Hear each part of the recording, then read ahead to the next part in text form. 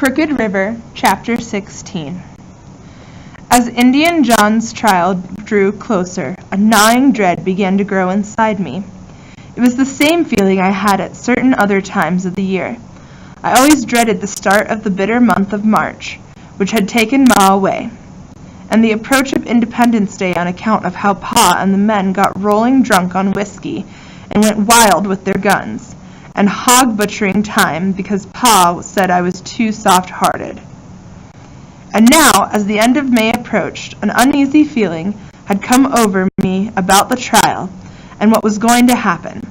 Everywhere I went, it seemed I heard folks talking about Mr. Kelly and Indian John, and most of what they were saying was mean and ugly. Our gossiping neighbor, Mrs. Evans, said that she had seen Peter Kelly riding through the settlement yesterday. I think I saw the Indian lawyer, she told us, one morning while she was visiting our house. He was riding an old sway-backed horse along Water Street. What a poor stick he is, she rolled her eyes. Looks as if he'd never done an ounce of work in his life. They say he don't own no farmland at all, not even a cornfield. Imagine that. She leaned forward and grinned with her poor-looking teeth. Not one day. I didn't dare to turn my eyes in Laura's direction the whole time Mrs. Evans was talking. I just stared at the knotholes in our table. A few days later I was standing in Mr. Perry's dusty little store buying 1 stick cinnamon and some sugar when I overheard words that were even worse. Mr. Perry was talking to a stranger. Only thing I could see of the two of them was the tops of their heads over a sack of barrels. Mr. Perry's gray, uncombed hair and the stranger's brown work hat.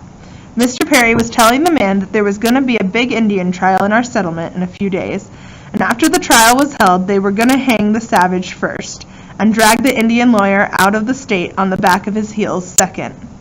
My stomach curled up inside me. I didn't breathe a word as they spoke to each other. No one knew that me and Laura had gotten to know Mr. Kelly and Indian John, or that we'd come to feel a great deal of pity in our hearts for them. Nay, I wouldn't do that, the stranger replied in a slow voice. If it was me, I'd give that skinny lawyer a hatchet in the skull, same as the savage done to that poor white trapper. Then I'd throw his bones in the ground and let him go and defend all the miserable savages he wants in hell. I feared I was going to vomit up everything inside me. Leaving the stick cinnamon exactly where it was and forgetting my little basket on a barrel, I told Mr. Perry that I was feeling an attack of the shaking ague coming on, and I had to get home before I felt any worse. I ran all the way back to the cabin, holding my arms against my stomach and blinking tears out of my eyes. I couldn't understand how they could speak so cruelly against kind and gentle Peter Kelly, who was only trying to do what he thought was right. Who else would have defended Indian John if he hadn't stepped forward? Wasn't there a single soul who was taking Indian John's side? I tried asking Amos what he thought one evening while he was cutting kindling. I stood by the chopping stump, rolling the strings of my apron around and around my finger. "You want something, Reb?" Amos said finally, giving me a half grin.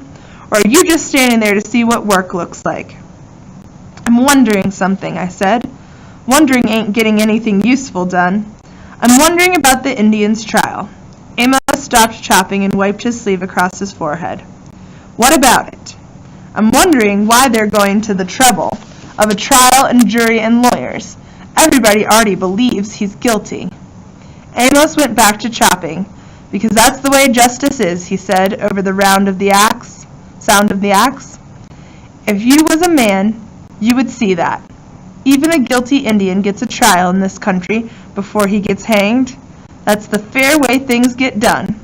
But what if," I paused and took a deep breath, "what if it comes out in the trial that maybe he ain't guilty?" Amos sighed loudly. "Why don't you ever use your head, Reb? If he wasn't guilty, there wouldn't be a trial now, would there? There wouldn't be no need for a jury or lawyers. If he was innocent, right? What kind of sense would that make?" He picked up the axe and lowered it hard, sending splinters of wood everywhere. "Now just go on and leave me alone." What Amos meant was a bafflement to me. My mind twisted and turned, trying to understand his words. They didn't make an ounce of sense, truly they didn't, no matter which way I looked at them. When I saw Mr. Kelly again, I decided I would ask him what he believed, and I would warn him about Mr. Perry and the other men, even if, like Amos, he thought I was nothing but a rattle-brained fool.